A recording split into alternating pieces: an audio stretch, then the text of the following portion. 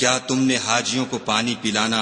اور مسجد محترم یعنی خانہ کعبہ کو آباد کرنا اس شخص کے اعمال جیسا خیال کیا ہے جو خدا اور روز آخرت پر ایمان رکھتا ہے اور خدا کی راہ میں جہاد کرتا ہے؟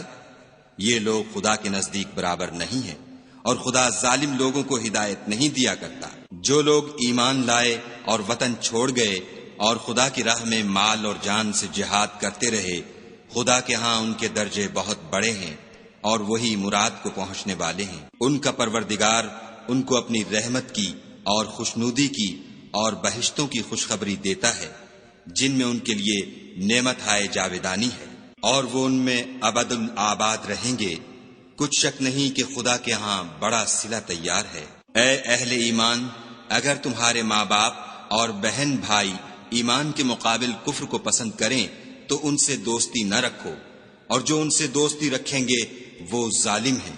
کہہ دو کہ اگر تمہارے باپ اور بیٹے اور بھائی اور عورتیں اور خاندان کے آدمی اور مال جو تم کماتے ہو اور تجارت جس کے بند ہونے سے ڈرتے ہو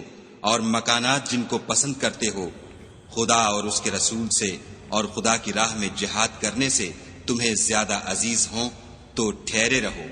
یہاں تک کہ خدا اپنا حکم